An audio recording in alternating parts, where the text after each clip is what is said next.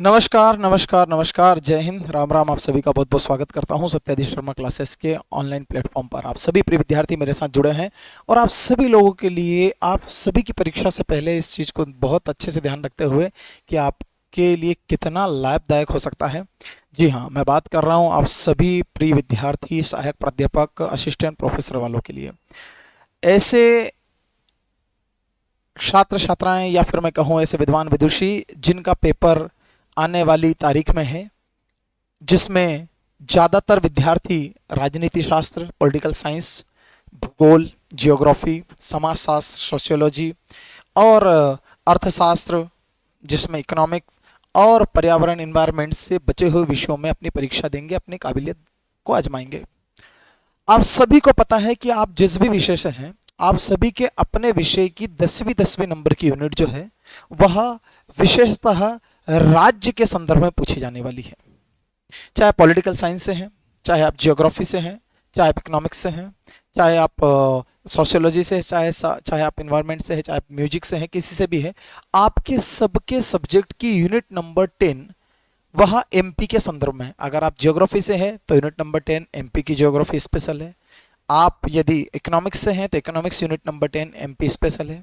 आप सोशियोलॉजी से है, सोशियोलॉजी स्पेशल यूनिट 10 एमपी से है। एनवायरनमेंट से है, यूनिट 10 एमपी के एनवायरनमेंट पे। लेकिन पॉलिटिकल साइंस, राजनीति शास्त्र में एक नहीं बल्कि 2 यूनिट आपके काम की है। तो राजनीति शास्त्र या आपके पेपर नंबर 1 को देखा जाए, एक तो आपका विषयवार पेपर होगा, पेपर नंबर 2, पेपर नंबर 1 होगा। पेपर नंबर 1 जो होगा आपका, उस पेपर नंबर 1 में भी 5 यूनिट में से 4 यूनिट एमपी की है। Unit number 1 MP history, MP culture, MP literature. Unit number 2 MP की जियोग्राफी। यूनिट नंबर 3 एमपी की इकोनॉमिक्स, एमपी की polity. Unit number 4 MP world और इंडिया का करंट अफेयर्स, जिसमें खास करके एमपी के करंट अफेयर्स की बात। तो आप लोगों के लिए कितना खास हो जाता है ये विषय जब आपको पता है कि आपका पहला पेपर जो आपका विषय बार नहीं है, जियोग्राफी वाला जियोग्राफी में कमांड करके बैठा है, इकोनॉमिक्स वाला इकोनॉमिक्स में कमांड करके बैठा है, पॉलिटी वाला पॉलिटी में कमांड करके बैठा है, सब अपने विषय में कमांड करके बैठे हैं। जैसे हिंदी साहित्य वगैरह सब हो चुके हैं, उनका अपना था। उनसे ही अगर उनके अनुभव से सीखें तो उनका पहले पेपर में एकदम जो हार्ट बीट है, क्रॉस फिंगर है अभी तक कि भाई पता नहीं हम 30+ हो पाएंगे कि नहीं हो पाएंगे। तो एमपी के लिए मैं आपको आज पहली कक्षा दे रहा हूं। राजनीति शास्त्र, पॉलिटिकल साइंस विषय वाले विद्यार्थी ध्यान रखें, आप जहां कहीं से भी, ये सबसे बेस्ट असिस्टेंट प्रोफेसर के लिए सबसे बेस्ट क्लास आप लोगों के लिए होने वाली है। अब आपके मैं सिलेबस पे थोड़ी सी चर्चा कर लेता हूं, क्योंकि सिलेबस पे जब तक हमारी चर्चा नहीं होगी हम लोग इस नतीजे पर नहीं पहुंच पाएंगे कि आप लोगों को पढ़ना क्या है और मुझे पढ़ाना क्या है। ठीक है ना? दोनों के लिए ही, हम दोनों के नजरिए से सबसे अच्छी क्लास होने वाली है जिसकी हम शुरुआत कर रहे हैं। ठीक है, चलिए अब देखिएगा। सबसे पहले जानते हैं हम आपका सिलेबस। मैंने कहा कि जो जियोग्राफी है, जो इकोनॉमिक्स है, उन सब के लिए तो एक एक ही यूनिट काम कर रही है, लेकिन आपके लिए 2 यूनिट काम कर रही है। अगर किसी का मीडियम इंग्लिश है तो भी वह थोड़ा बहुत हिंदी समझता होगा, क्योंकि मैं जो बात कर रहा हूं वो भी हिंदी में कर रहा हूं, आप मुझे मेरी बात भी समझते होंगे। कोई ऐसी टर्म्स ऐसी आएगी, कोई बात आएगी, ऐसे उसमें शब्द होंगे जिनको अंग्रेजी में बोलने पर ही आप समझ पाएंगे। जैसे कि असेंबली होता है, जैसे कि पार्लियामेंट होता है, ठीक है ना, जैसे कि मंत्री परिषद, जैसे हम कह सकते हैं मिनिस्ट्री को क्या कहते हैं, ऐसी चीजों को मैं अंग्रेजी में बोल दूंगा, आप चिंता मत कीजिएगा। आप देखिएगा आपकी यूनिट नंबर 9 आपके सब्जेक्ट की और आपके सब्जेक्ट की यूनिट नंबर 10, इन दोनों में एमपी है। इसके अलावा आपके पेपर नंबर 1 में भी एमपी है। तो आपके लिए कितना एमपी हो गया? आपका पेपर नंबर 1 उसमें एमपी है, ज्यादातर एमपी जीके के ही सारे क्वेश्चन है।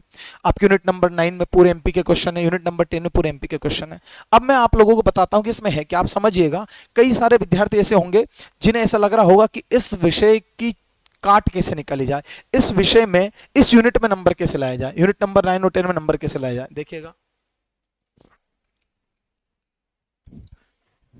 मुझे नहीं लगता कि आप लोगों को इस क्लास को पूरा कर लेने के बाद कोई दिक्कत होगी और ये क्लास 1 महीने में कंप्लीट हो जाएगी आपकी परीक्षा तक। देखिएगा, सबसे पहले दिया गया है राज्यों का पुनर्गठन। क्या कहा गया? राज्यों का पुनर्गठन तथा मध्य प्रदेश का निर्माण। मैं आपसे ये कहना चाहता हूं कि राज्यों का पुनर्गठन तथा मध्य प्रदेश का निर्माण, इसके बारे में कह रहा है, अंग्रेजी में कहूं तो वह कह रहा है कि रीऑर्गेनाइजेशन ऑफ दी स्टेट्स, राज्यों का पुनर्गठन कह रहा है, ठीक है ना, या फिर उसका संगठन करना या उसको पुनः बनाना, ठीक है ना, और मध्य प्रदेश का निर्माण, ठीक है। तो मध्य प्रदेश कैसे बना, मतलब आप लोगों से तो मूल चीज पूछ ली उसने, आपसे किसी भी राज्य के बारे में, मान लो हमारा राज्य यूपी भी होता तो वो हमसे यही पूछना चाह रहा है कि भैया हम तो आपसे ये पूछ रहे हैं कि आपका राज्य बना कैसे, आपका राज्य बना कैसे। तो मध्य प्रदेश का निर्माण पूछ लिया आप लोगों से, ठीक है ना, मध्य प्रदेश के पुनर्गठन के बारे में पूछ लिया आप लोगों से। कितनी चीजें हो गई आप लोगों को, तो ये दो तीन चीजें जो हैं वो क्लियर रहे आप लोगों को। आवाज प्रॉपर है, ठीक है,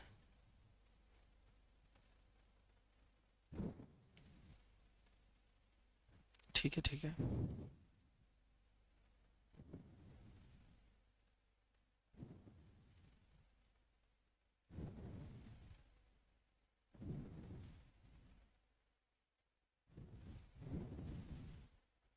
ठीक है, चलिएगा, वापस शुरू करता हूं। तो क्या कह रहा है, रीऑर्गेनाइजेशन ऑफ द स्टेट्स 1956, और वो कह रहा है फॉर्मेशन ऑफ एमपी, अर्थात मध्य प्रदेश के निर्माण की बात कर रहा है, formation of MP, reorganisation of the state, राज्यों का पुनर्गठन, अर्थात वो कह रहा है कि जब भारतवर्ष रहा तो उस भारतवर्ष में जब राज्य बन ही चुके थे, 1947 में भारत आजाद हो चुका था, और 1947 में 1957 में, तो हम विचार करें कि जब हम इंडिपेंडेंट हुए 1947 में, तो मध्य प्रदेश 1956 में 1956 में क्यों बना। इसका मतलब सीधी सी बात है कि 1947 में हम थे, 1947 में एमपी था, लेकिन एमपी की अगर हम बात करें, एमपी का फॉर्मेशन तो वो 1956 का क्यों आता है। इसी को तो कहते हैं पुनर्गठन, रीऑर्गेनाइजेशन। इसको क्या कहा जाता है, पुनर्गठन, कि हम पहले से थे और फिर हमें फिर से बनाया गया। यहां तक क्लियर हो गया आप लोगों को, ठीक है। अब वो कह रहा है मध्य प्रदेश का विभाजन, मध्य प्रदेश का विभाजन, डिवीजन ऑफ एमपी, क्या कह रहा है, मध्य प्रदेश का विभाजन, division of MP, Madhya Pradesh का विभाजन, और जो 2000 में हुआ था उसके बारे में बताइए कि मध्य प्रदेश का डिवीजन ऑफ मध्य प्रदेश 2000 पूछा गया है, ठीक है, ठीक है, यहां तक ठीक है। अब डिटर्मिनेट्स अर्थात राजनीति के निर्धारक तत्व और विशेषताएं, कैरेक्टराइज जो है पूछा गया है, तो मध्य प्रदेश का पुनर्गठन, सॉरी, राज्यों का पुनर्गठन, मध्य प्रदेश का निर्माण कैसे हुआ, मध्य प्रदेश विभाजित कैसे हुआ, मध्य प्रदेश की राजनीति का निर्धारण और उसकी विशेषता बताइए है। आपको यह बताना है कि मध्य प्रदेश सबसे पहले तो रखना है कि भारत देश है, भारत देश में से कई सारे राज्य बने, वो राज्यों के बनने की व्यवस्था क्या थी, उनमें आपका मध्य प्रदेश कैसे बना, मध्य प्रदेश के बनने का आधार क्या हुआ, मध्य प्रदेश 1956 में ही क्यों बना, किस कमीशन के जरिए बनाया गया, मध्य प्रदेश जब बना तो कितने जिले थे, कितने संभाग थे, कितने डिस्ट्रिक्ट थे, कितने डिवीजन थे, कौन से शहर को राजधानी बनाया गया, किन परिस्थितियों में राजधानी बनाया गया, कौन मुख्यमंत्री बना पहला, कौन दूसरा बना, है सब आगे चल के और आएगी। फिर उसके बाद में मध्य प्रदेश अच्छा भला चल रहा था, मध्य प्रदेश अपने 44 ईयर कंप्लीट कर चुका था, 44 ईयर के बाद में मध्य प्रदेश का डिवीजन हुआ, डिवाइड हुआ मध्य प्रदेश, छत्तीसगढ़ बना। राजनीति में क्या फर्क आया, हमारी लोकसभा में क्या फर्क आया, राज्यसभा में क्या फर्क आया, विधानसभा में क्या फर्क आया, समझ में आ रहा है कि नहीं आ रहा। वर्तमान राजनीति का उस समय की राजनीति से किस तरह का मेल कुछ चीज खाती है नहीं है, ठीक है। अगला देखेंगे, हम देखेंगे राज्यपाल की नियुक्ति, उसकी शक्ति, उसकी स्थिति, मुख्यमंत्री, मंत्रिपरिषद, संगठन, कार्य व भूमिका। वो ये कह रहा है, ध्यान से सुनिएगा, पहले हमें पढ़ना होगा राज्यपाल, गवर्नर, उसकी नियुक्ति कैसे होती, कौन करता है, उसके पास कौन कौन सी पावर है, एग्जीक्यूटिव पावर कौन कौन सी है उसके पास में, ठीक है ना। तो ये सब पूछना पड़ेगा हमें, एग्जीक्यूटिव पावर कौन कौन सी है हमारे पास, उसकी संवैधानिक शक्तियां कौन कौन सी उसके पास में, ठीक है ना, वीटो पावर कौन कौन सी, उसकी स्थिति क्या है। फिर बताएगा मुख्यमंत्री और मंत्रिपरिषद के बारे में, अर्थात चीफ मिनिस्टर और उसकी जो मिनिस्ट्री उसके बारे में, और उनका क्या संगठन कैसे काम करता है, संगठन क्या है, कैसे काम करता है, उसकी क्या आवश्यकता है, ये चीजों को पढ़ेंगे हम, ठीक है। मुझे एक बात सीधी से समझना है यहाँ पर, राज्यपाल हर राज्यों के लिए अलग अलग नियम लेके नहीं चलता है, सीधी सी बात है। तो राज्यपाल की नियुक्ति कौन करता है, उसके पास कौन कौन सी पावर होती है, राज्यपाल क्या काम कर सकता है, ये सब राज्यपाल सब राज्य का सेम है। बस हमें राज्यपाल का इतिहास इन एमपी पढ़ना पड़ेगा। मुख्यमंत्री भी हर राज्य के लिए समान, क्योंकि भारत में एक ही आर्टिकल है जिसमें मुख्यमंत्री के बारे में लिखा है, तो वो सभी राज्यों पर लागू होता है। लेकिन फिर कंडीशन आ जाती है एमपी के मुख्यमंत्रियों को पढ़ने की। मध्य प्रदेश की विधानसभा, वो संगठन, उसकी शक्तियां, उसके अध्यक्ष की भूमिका और विपक्ष की भूमिका। अब हम देखेंगे मध्य प्रदेश में सरकार बदल चुकी है, किसके क्या रिस्पॉन्सिबिलिटी, क्या काम करता है। मध्य प्रदेश का हाईकोर्ट पढ़ेंगे, उसका संगठन पढ़ेंगे, उसका क्षेत्र का अधिकार पढ़ेंगे, भूमिका पढ़ेंगे।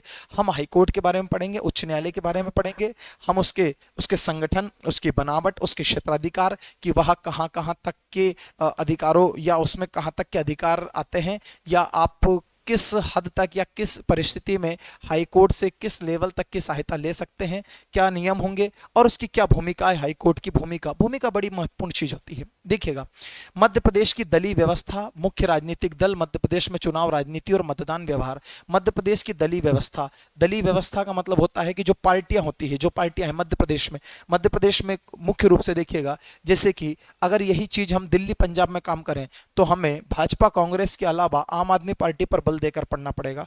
उसी तरीके से मध्य प्रदेश में भी अगर हम कहें तो मध्य प्रदेश में भाजपा कांग्रेस तो है ही है, इसके अलावा भी कुछ पार्टियां, जैसे कि अभी एक नई पार्टी आई है, हमें उसके बारे में पढ़ना पड़ेगा, ठीक है ना। बाप पार्टी आई है। कौन सी पार्टी आई है? बाप पार्टी आई है, ठीक है ना। कौन सी आई है? बाप पार्टी आई है, जिसके यहाँ पर कमलेश्वर डोडियार विधानसभा के में आपके एमएलए भी चुने गए हैं। बाप पार्टी के अभी सांसद भी चुने गए, मैं इनको भी पढ़ाऊंगा, ठीक है। मुख्य राजनीतिक दल कौन कौन से हैं मध्य प्रदेश में? चुनाव, राजनीति और मतदान के व्यवहार क्या क्या है। मध्य प्रदेश में चुनाव की जैसे ही बात होगी तो मध्य प्रदेश में नगर पालिका, नगर निगम, पंचायत के चुनाव आ जाएंगे। राजनीति और मतदान की व्यवस्था कैसे कैसे होगी ये बताना है। अर्थात हमें ये भी बताना होगा कि मध्य प्रदेश में पंचायत चुनाव में महिलाओं के लिए आरक्षण के लिए क्या प्रावधान है। अगर महिलाओं के लिए आरक्षण के प्रावधान है तो आदिवासी महिलाओं के लिए आरक्षण के क्या प्रावधान है, ये सारी चीजें चलेंगी, ठीक है। मध्य प्रदेश का प्रशासन यूनिट नंबर 10 आ जाती है। केवल मैं आपको पॉलिटिकल साइंस वालों के लिए बता रहा हूं, अभी केवल सिलेबस को 5 मिनट और झेल लो भाई, इसके बाद में तो निरंतर चलना है। मुझे पता है कि आपने सिलेबस बहुत अच्छे से पढ़ रखा है, लेकिन भाई मैं आप लोगों के साथ जुड़कर पहली कक्षा ले रहा हूं, तो इस चीज को पढ़ने के बाद में ही आगे बढ़ पाएंगे, ठीक है। मध्य प्रदेश का प्रशासन मतलब आपको बताना है एडमिनिस्ट्रेशन ऑफ मध्य प्रदेश। क्या बताना है? एडमिनिस्ट्रेशन ऑफ मध्य प्रदेश या एडमिनिस्ट्रेशन इन मध्य प्रदेश, ठीक है ना, ठीक है। सेक्रेटेरियास आते हैं, चीफ सेक्रेटरी आते हैं, देखिएगा सचिवालय, मुख्य सचिव, सचिव तथा आयुक्त, कमिश्नर। मध्य प्रदेश में जिला प्रशासन, जिलाधीश की भूमिका। जिला प्रशासन का मतलब होता है डिस्ट्रिक्ट एडमिनिस्ट्रेशन। जिला प्रशासन का मतलब होता है डिस्ट्रिक्ट एडमिनिस्ट्रेशन इन एमपी। और आपका पूछा जा रहा है जिलाधीश की भूमिका, अर्थात आईएएस जो एक कलेक्टर होता है उसकी मध्य प्रदेश में क्या भूमिका है, या किसी जिले में क्या भूमिका निभा रहा है, कुछ विशेष चीज हो तो बताइएगा। मध्य प्रदेश में ग्रामीण स्थानीय स्वशासन, याद रखिएगा ग्रामीण स्थानीय स्वशासन। अब ध्यान सुनिएगा, संगठन व शक्तियां, शहरी स्थानीय स्वशासन, संगठन एवं शक्तियां। स्थानीय स्वशासन में वित्त, नौकरशाही व स्वायत्त की महत्व, ध्यान से समझिएगा, ये बड़ा महत्वपूर्ण चीज होता है। जैसे आपने कहा ग्रामीण स्थानीय स्वशासन, तो यहां पर आ जाता है ग्राम पंचायत चुनाव, जनपद पंचायत चुनाव, जिला पंचायत चुनाव, ठीक है ना। वह कैसे संगठित होता है, उसकी क्या शक्तियां हैं, कितनी जनसंख्या पर एक ग्राम पंचायत बनेगी, जनपद पंचायत बनेगी, जिला पंचायत बनेगी, कहां से इनको राशियां प्राप्त होगी। जिला पंचायत का अध्यक्ष, आपको पता है मध्य प्रदेश में जिला पंचायत के अध्यक्ष को राज्य मंत्री के बराबर दर्जा प्राप्त है। एक प्रश्न है, फैक्ट में ही बातों में प्रश्न निकल आया कि एमपी के जो जिला पंचायत का जो अध्यक्ष बनेगा, अप्रत्यक्ष रूप से जो चुना जाता है, वह किस मंत्री के बराबर दर्जा प्राप्त करता है? राज्य मंत्री, स्वतंत्र प्रभार, राज्य मंत्री या कैबिनेट मंत्री? तो उत्तर देना राज्य मंत्री। ऐसा ही स्थानीय स्वशासन, नगर पालिका, नगर परिषद, नगर निगम के बारे में बताना है। मध्य प्रदेश का राजनीतिक परिदृश्य बताना है। इसका मतलब आप ध्यान से समझिएगा कि जब भी आप किसी राज्य के बारे में जाते हैं तो वहां की राजनीति कई वर्षों से चल रही होती है, ठीक है ना। तो आप लोगों को क्या करना है, एमपी का पॉलिटिकल सिनेरियो बताना है। अब सिनेरियो मतलब समझ गए ना, पॉलिटिकल परिदृश्य बताना है। तो मैं पूरा बताऊंगा कि भैया मध्य प्रदेश में राजनीति में कब कब उथल पुथल हुई, कब बना, कौन सी पार्टी ने कब हाथ आजमाया, मध्य प्रदेश में पहली बार कांग्रेस की सत्ता कब गिरी, पहली बार बीजेपी कब आई, पहली बार जनता पार्टी कब आई, कौन मुख्यमंत्री था, किसे हटाया गया, कभी कोई आदिवासी मुख्यमंत्री रहा कि नहीं, कभी कोई मुस्लिम मुख्यमंत्री रहा कि नहीं, मध्य प्रदेश में पहली महिला मुख्यमंत्री कब बनी, किस पार्टी से थी, इस सभी चीजों का पॉलिटिकल सिनेरियो लेकर हम चलेंगे, ठीक है।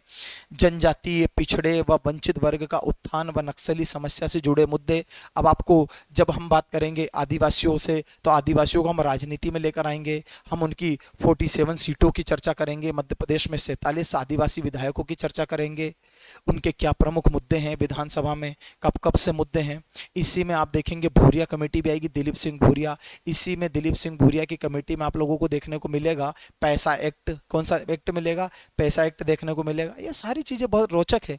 मध्य प्रदेश की राजनीति में महिलाओं का योगदान का मतलब यह है कि हम ये भी देखेंगे कि पिछली विधानसभा में कितनी महिलाएं चुनी गई थी, इस विधानसभा में कितनी महिलाएं चुनी गई है, कौन सी महिला किस पद पर है। साथ ही साथ में पहली बार राजनीति में अगर कोई मुख्यमंत्री रही, यदि कोई महिला सचिव रही, यदि कोई महिला राज्यपाल रही, यदि कोई महिला विपक्ष के नेता रही, तो वो कौन थी, क्या योगदान रहा। और मध्य प्रदेश में विकास की राजनीति, अब हमें देखना होगा, एक्चुअल पढ़ाई में तो यही मजा आएगा कि मध्य प्रदेश में कौन कौन सी विकास की राजनीति की गई है, अर्थात राजनीति के नाम पर किन योजनाओं को, किन चीजों को आगे बढ़ाया गया है।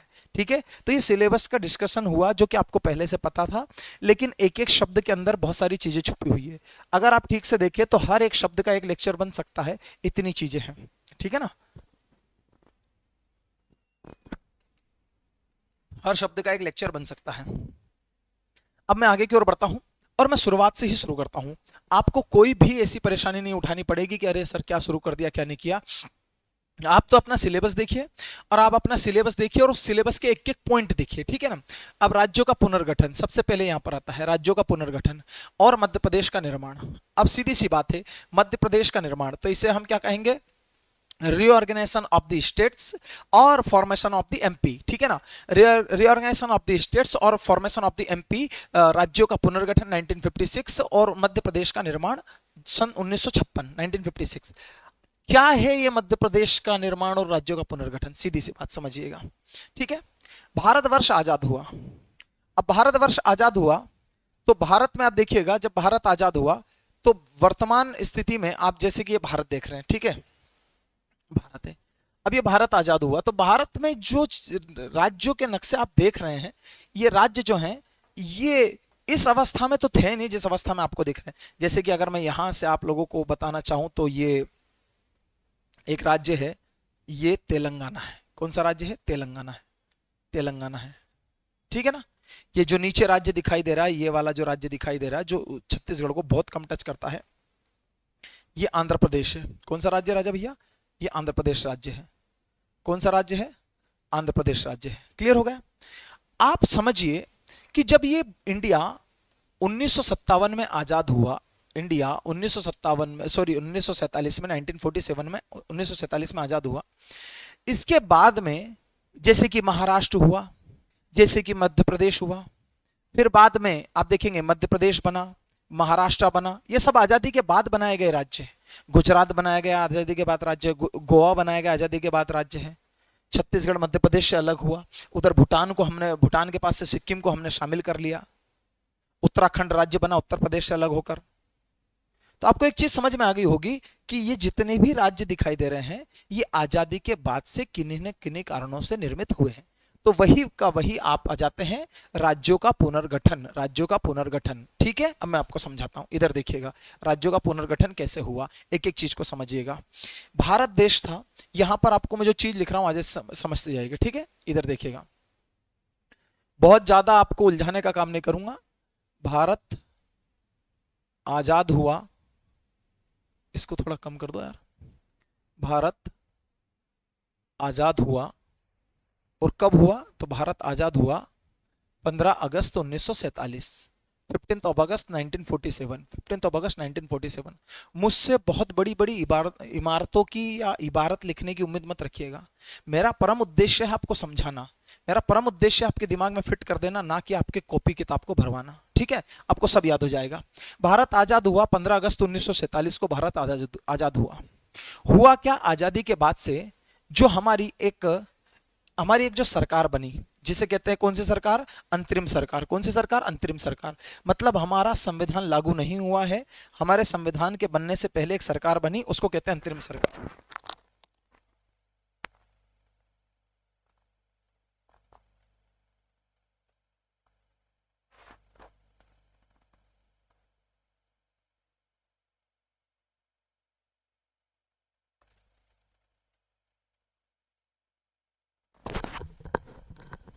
ठीक है, अब देखिएगा, हम आजाद हुए, भारत आजाद हुआ 15 अगस्त 1947 को। ठीक है ना। इसमें हुआ क्या कि जितने भी रियासत थी, भारत जो था वो उस समय पर राजतंत्र में बटा हुआ था।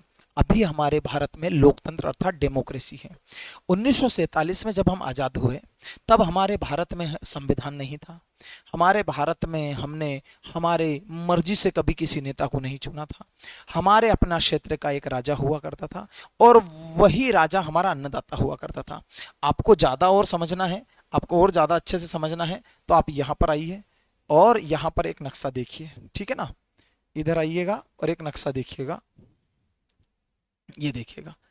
आप देखिएगा कि जिसे आप आज उत्तर प्रदेश कहते हैं, जिसे आप उत्तर प्रदेश अर्थात यूपी कहते हैं, वो तब भी यूपी था लेकिन उसका नाम यूनाइटेड प्रोविंस था। क्या नाम था? United province. हमने नाम रखा उत्तर प्रदेश, अंग्रेजों ने उसका नाम यूनाइटेड प्रोविंस रख रखा था, ठीक है। जिसे आज आप पूरा आंध्र प्रदेश कहते हैं या तेलंगाना आप कहते हैं और उसका कुछ भाग आंध्र प्रदेश कहते हैं, वो पूरा का पूरा हैदराबाद था। जिसे आप महाराष्ट्र कहते हैं वो बंबई प्रांत था, उसका नाम था ही नहीं महाराष्ट्र। जिसे आप राजस्थान कहते हैं वह राजपुताना के नाम से राजा और महाराजाओं के अंडर में आता था। उसी तरीके से आपका मध्य प्रदेश भी नाम से जाना जाता था, सीपी, बरार, मध्य भारत, मध्य प्रांत के नाम से। अब समझो मैं क्या कहना चाह रहा हूं। हमारा देश 1947 में 15 अगस्त 1947 को आजाद हुआ और हमारे देश की स्थिति ये थी, जो आपको मैंने 2-4 उदाहरण बताए। इसी तरह से कई सारे ऐसे राज्य थे जहां पर एक राज्य के अंदर 4-4 जगह पर राजा महाराजाओं का राज था। खास करके जैसे राजस्थान, वहां तो राजे रजवाड़े थे। जोधपुर के राजा, जयपुर के राजा, माधोपुर के राजा, बांसवाड़ा के राजा, चित्तौड़गढ़ के राजा, भीलवाड़ा के राजा, समझ में आ रहा है आप लोगों को? जैसलमेर के राजा, हैदराबाद के इधर निजाम हुआ करते थे। तो सब जगह के अलग अलग, भोपाल में मियाँ, भोपाल में नवाब हुआ करते थे, मध्य प्रदेश में सिंधिया हुआ करते थे, होलकर हुआ करते थे, बुंदेला हुआ करते थे, बघेल हुआ करते थे। ऐसे सभी जगहों पर राजा महाराजाओं का शासन था। तो इसका मतलब यह है, हमारा भारत 15 अगस्त 1947 को आजाद हुआ। याद रखिएगा, आजादी के समय, आजादी के समय भारत में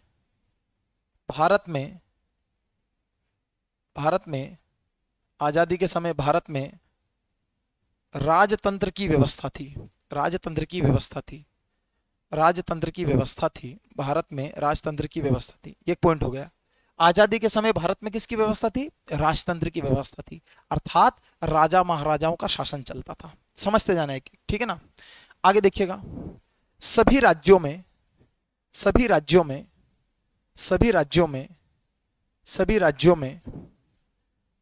राजा व उनका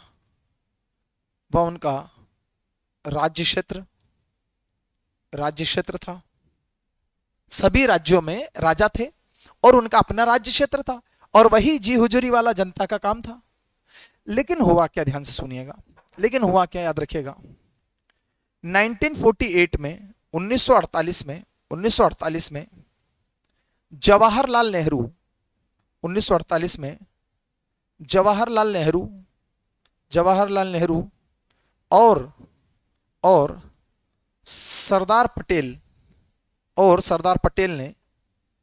सरदार पटेल ने मिलकर जवाहरलाल नेहरू और सरदार पटेल ने मिलकर सभी रियासतों को, अब रियासत मतलब क्या होता है?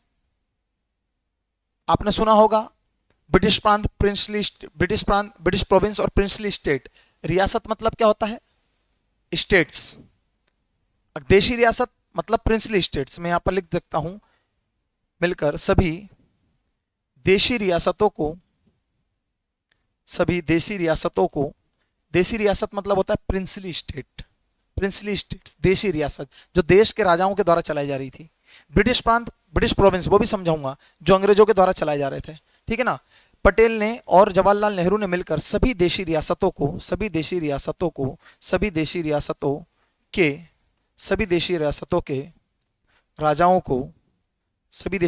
के राजाओं को भारत में भारतीय राज्य में शामिल करना चाहा।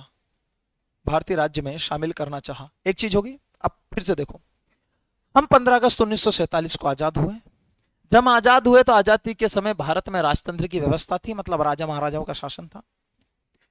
1900 सभी राज्यों में राजा व उनके राज्य क्षेत्र थे। 1948 1948 में जवाहरलाल नेहरू और सरदार पटेल, जवाहरलाल नेहरू अंतरिम सरकार के पीएम थे और सरदार पटेल जो थे वह होम मिनिस्टर का काम कर रहे थे। इन दोनों ने मिलकर सभी देशी रियासतों के राजाओं को भारतीय राज्य में शामिल करना चाहा। सभी जगह कर गए भैया, वो सिंधियाओं के पास गए, वो होलकरों के पास गए, वो हैदराबाद के निजाम के पास गए, वो गुजरात के जूनागढ़ के राजा के पास गए, वह राजस्थान के जगह जगह की राजपूत रियासतों के पास गए, वह पंजाब के राजाओं के पास गए, हरियाणा वाले क्षेत्र के राजाओं के पास गए, उत्तर प्रदेश में उस समय जो राजा थे उनके पास गए, बिहारियों के पास गए, उड़ीसा के राजाओं के पास गए, कोई आदिवासी क्षेत्र के लोग थे उनके पास गए, महाराष्ट्र के बंबई क्षेत्र के कोई राजा थे मराठा लोग उनके पास गए, साउथ में गए, वह इधर भी गए। सबसे कहा कि हम एक भारत बनाना चाहते हैं और एक भारत के लिए हमारी सत्ता का केंद्रीकरण होना चाहिए, अर्थात सेंट्रलाइजेशन होना चाहिए। हमारी पावर को सेंट्रलाइज करना है, केंद्रीकृत करना है। अर्थात आप अपने क्षेत्र को अपने हिसाब से चलाएंगे, लेकिन आपसे 400 किलोमीटर दूर, 300 किलोमीटर दूर अगर कोई राजा है तो वह जरूरी नहीं कि आपकी बात से सहमत होगा। इस हिसाब से आप सबको हमारे साथ एक हो जाना चाहिए। अब यह पूछा गया क्योंकि यहां पर 3 शर्त थी, याद रखिएगा। एक तारीख है 3 जून, ठीक है ना, 3 जून 1947, 3 जून 1947 इसे कहते हैं 3 जून समझौता, इसे कहते हैं 3 जून समझौता। इसे क्या कहा जाता है? 3 जून समझौता। इसे क्या कहा जाता है? 3 जून समझौता। क्या कहते हैं? 3 जून समझौता, ठीक है। या फिर ये 3 जून समझौता किसने किया था? तो याद रखिएगा, इसी को कहते हैं लॉर्ड माउंटबेटन समझौता। क्या कहते हैं? लॉर्ड माउंटबेटन समझौता। लॉर्ड माउंटबेटन समझौता 3 जून समझौता कहते हैं, या इसी को कहते हैं लॉर्ड माउंटबेटन समझौता। 3 जून समझौता कहते हैं या इसी को कहते हैं लॉर्ड माउंटबेटन समझौता। 3 जून समझौता इसलिए कहते हैं क्योंकि 3 तारीख को 1947 में उस समय के जो वॉयस राय थे वह लॉर्ड माउंटबेटन थे। लॉर्ड माउंटबेटन ने घोषणा की। अब समझौते की शर्त क्या थी, ध्यान सुनिएगा। लॉर्ड माउंटबेटन ने घोषणा की और उसमें जो घोषणा थी या जो उसमें जो शर्त थी लॉर्ड माउंटबेटन की, वो शर्त क्या थी? ध्यान से सुनिएगा। पहली शर्त, कोई भी व्यक्ति बनाए गए नए देश पाकिस्तान जा सकता है, पाकिस्तान में जा सकता है। कोई भी व्यक्ति भारत में रह सकता है, या जिसका क्षेत्र वर्तमान पाकिस्तान में लग रहा है वो भारत में आ जाए, जिसका भारत लग रहा पाकिस्तान जाना पाकिस्तान चला जाए, या जिसको जहां रहना वहां रह सकता है। और तीसरी शर्त थी कि जिसको दोनों काम नहीं करना है वो स्वतंत्र रह सकता है।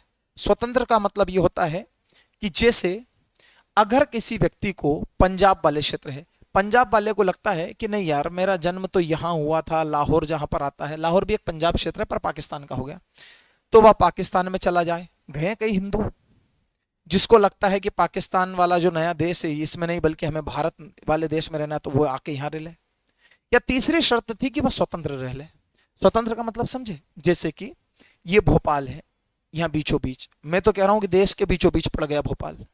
ये भोपाल में एक नवाबी है, नवाब, इनकी सेना हुआ करती थी, नवाब राजा महाराजा हुआ करते थे, ये इनकी महिलाएं बेगमें राज करती थी। तो इनको जैसे भोपाल है तो इसको 3 शर्त थी। भारत में रह लो, जैसे कि ये आपके पास आए हैं जवाहरलाल नेहरू और सरदार पटेल और लोग आपसे पूछने कि क्या आप भारत में शामिल होना चाहोगे, आप जैसे ही कहोगे यस तो आप भारत के हो गए। आजादी के समय आपको मौका है कि आप पाकिस्तान में चले जाओ, 2 हो गए। पर कोई कह रहा नहीं हम पाकिस्तान में नहीं जाएंगे, हम भारत में ही रहेंगे, लेकिन भारत में रह के भारत के नहीं रहेंगे, मतलब खाएंगे भारत का बजाएंगे भी नहीं। तो ऐसे राज्य जो थे वो स्वतंत्र रहना चाहते, जिसमें एक भोपाल हो गया, एक आपका जूनागढ़ हो गया गुजरात का, एक आपका हैदराबाद के निजाम हो गए, एक आपका कश्मीर का राजा हरि सिंह हो गया। तो एक समस्या आ गई थी भारत के सामने कि भारत के कौन होंगे। तो सबके पास चलो, जो कह दे, जो लिखित सिग्नेचर कर दे वो भारत में, जो नहीं करे उसको हम समझाएंगे। अब ध्यान से समझिएगा, भारत आजाद हुआ 15 अगस्त 1947। आजादी के समय भारत में राजतंत्र की व्यवस्था थी, चुनाव नहीं होते थे, सभी राज्यों में राजा व उनका राज्य क्षेत्र था। 1948 में जवाहरलाल नेहरू और सरदार पटेल ने मिलकर सभी देशी रियासतों अर्थात सभी प्रिंसली स्टेट जो थे उनको भारत में मिलाने के लिए भारतीय राजाओं से बात की। ठीक है,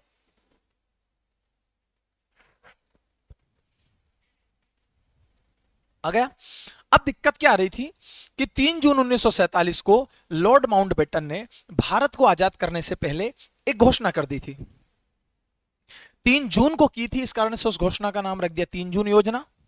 लॉर्ड माउंटबेटन ने की थी इसलिए उसका नाम रख दिया लॉर्ड माउंटबेटन योजना। उस योजना के तहत 3 बातें कही गई थी कि आजादी जब होगी तब जिसको भारत में जाना हो भारत में चले जाए, जिसको पाकिस्तान में जाना हो पाकिस्तान चले जाए, जिसको स्वतंत्र रहना हो स्वतंत्र रह जाए। जिसको पाकिस्तान में जाना था उसको कोई दिक्कत नहीं, क्यों रोके हम, जाना हो जाओ। जिसको भारत में रहना उसको भारत में रखेंगे, मोस्ट वेलकम, क्या दिक्कत है, तुम्हारा बहुत बहुत स्वागत है। समस्या तो वो लोग खड़ी कर रहे थे जो भारत में रह भी रहे थे लेकिन भारत के हो भी नहीं रहे थे। आया समझ में, भारत में रह भी रहे थे, भारत के हो भी नहीं रहे थे। ऐसी स्थिति में 4 लोग बड़े खतरनाक थे जो भारत में रह भी रहे थे, भारत के हो भी नहीं रहे थे। इन 4 राज्यों की अगर मैं बात करूं तो वो स्वतंत्र रहना चाहते थे। तो वो जो 4 राज्य जो भारत में रहते भी हैं, भारत में रहना भी है लेकिन स्वतंत्र रहना है, भारत में रहना भी है और स्वतंत्र रहना है। तो ऐसे 4 राज्य जो भारत में रहकर भारत में स्वतंत्र रहना चाहते थे, उसमें से एक तो था, आपको यहां पर हेडिंग लिख दूं, ठीक है ना, स्वतंत्र सत्ता चाहने वाली रियासतें। स्वतंत्र सत्ता चाहने वाली रियासतें, स्वतंत्र सत्ता चाहने वाली रियासतें कौन कौन सी थी, याद रखिएगा। जिनको स्वतंत्र सत्ता चाहिए थी वो कौन कौन सी थी। एक था आपका कश्मीर, एक कौन था आपका कश्मीर, कौन सा था कश्मीर, ये था राजा हरि सिंह के कब्जे में, राजपूत राजा हरि सिंह। दूसरा था जूनागढ़, कौन सा आता है आपके गुजरात में, कौन सा आता है, जूनागढ़, ठीक है ना। एक कौन सा आता है, जूनागढ़, जूनागढ़, ये जूनागढ़ कहां पर आता है, गुजरात में, कहां पर आता है, गुजरात में, जूनागढ़ गुजरात में। तीसरा आज की तारीख में आप जो देख रहे हैं ये वाला क्षेत्र, हैदराबाद के निजाम, कौन से निजाम, हैदराबाद के निजाम, हैदराबाद के निजाम, हैदराबाद के निजाम, हैदराबाद के निजाम, जो आज की तारीख में कहां गए, तेलंगाना में। और 5वां बीचों बीच में यहां पर बैठा हुआ है भोपाल के नवाब, भोपाल का नवाब, भोपाल का नवाब, ठीक है। और ये भोपाल का नवाब कहां पर आएगा, मध्य प्रदेश में। अब ध्यान से सुनिएगा, आप इनको देखो जरा, ये अगर ये कहें कि हम भारत में रहेंगे लेकिन भारत के नहीं रहेंगे तो कैसा लगेगा। या तो आप अपने सभी लोगों को लेकर पाकिस्तान चले जाओ, या आप कह दो भारत में रहो, हम आपकी भारत में सेवा करेंगे। लेकिन इन लोगों का ऐसा मानना था कि अभी तक हमने हुकूमत जमा के रखी है, सडनली हम किसी लोगों के सामने जिसको जनता चुने, वो यहाँ बैठा हुआ आदमी, दिल्ली में बैठा हुआ आदमी, उसे हमारे यहाँ की जनता वोट ना दे, सब दूर की जनता के वोट से तुम जीत के जाओ और हमने तुम्हें वोट ना दिया तो भी तुम हमारे राजा बन जाओ, हम ये नहीं चाहेंगे। तो याद रखिएगा, ये जो जूनागढ़ क्षेत्र था, ये जो जूनागढ़ क्षेत्र था, इससे कहा गया कि भाई साहब आप या तो पाकिस्तान में चले जाओ या आप हमारे साथ रह लो, हम स्वतंत्र नहीं रहने दे सकते, हमारे भारत के अंदर हम आपको ऐसा नहीं छोड़ सकते। तो जूनागढ़ का राजा थोड़ा ठीक था, जूनागढ़ के राजा ने कहा कि एक काम करो, जो मेरी आवाम कह दे वो मैं कर लूंगा। बोले पक्का, बोले पक्का। तो एक शब्द आता है जनमत संग्रह, जनमत, जन मतलब जनता, मत मतलब कि उनका वोट, अर्थात पब्लिक वोट को संग्रहित करो। संग्रह करना मतलब इकट्ठा करना। और जनमत संग्रह में अगर आवाम कहे कि हमें स्वतंत्र, हमें पाकिस्तान में मिलना है, तो हम आपको पाकिस्तान में मिलने के लिए इजाजत देते हैं। अगर जनता कहे, जनता का वोट परसेंट अगर भारत के हक में हो तो फिर आपको भारत में रहना पड़ेगा। बोले मुझे मंजूर है। जनमत संग्रह हुआ, और जनमत संग्रह के द्वारा, याद रखिएगा क्या कहूंगा मैं, जनमत संग्रह हुआ। आपको भी विचार में होगा कि सर क्या हुआ, वोट किधर डाले, तो याद रखिएगा जनमत संग्रह से किस तरह से? जनमत संग्रह से, जनमत संग्रह से, जनमत संग्रह से भारत में विलय, भारत में विलय, भारत में विलय। विलय शब्द का मतलब होता है मिला लेना। जनमत संग्रह से भारत में विलय, और जनमत संग्रह हुआ और जनता ने मत डाला भारत की तरफ। ज्यादातर जनता ने कहा हम भारत में ही रहना चाहते हैं, तो जनमत संग्रह से भारत में विलय हो गया। अब बात आई किसकी? हैदराबाद के निजाम की। ये हैदराबाद के निजाम जितने कड़क बन रहे थे उतना ही कड़क भोपाल का नवाब बन रहा था, क्योंकि भोपाल के नवाब को हैदराबाद के निजाम का सहारा था। हैदराबाद के निजाम को खूब कहा, खूब कहा, खूब कहा, नहीं माना, नहीं माना। फिर सरदार पटेल होम मिनिस्टर थे, और होम मिनिस्टर थे तो भारत की जो आर्मी थी, उस भारत की आर्मी को पुलिस की वर्दी पहनाकर हैदराबाद में भेज दिया। और जो डंडे पड़े फिर, और जो कार्रवाई हुई, उसको नाम दे दिया गया पुलिस कार्यवाही। क्या नाम दे दिया गया? पुलिस कार्यवाही। पुलिस कार्यवाही, पुलिस की जो एक्टिविटी हुई उसको कार्यवाही नाम दे दिया गया, पुलिस कार्यवाही। लेकिन असल में मैं आपको बोल रहा हूं, मैं बोल रहा हूं, इसमें लिखा हो पुलिस कार्यवाही आता है, लेकिन असल में वो थी आर्मी। टाइट कर दिया हैदराबाद के क्षेत्र को, और उससे फिर अपने बल पर हैदराबाद को भारत में रखा। हैदराबाद के निजाम को निजामी छोड़वाई, उसे कहा पुलिस कार्यवाही। तो याद रखिएगा, पुलिस कार्यवाही के द्वारा विलय, पुलिस कार्यवाही के द्वारा विलय, पुलिस कार्यवाही के द्वारा इसका विलय भारत में कर दिया गया।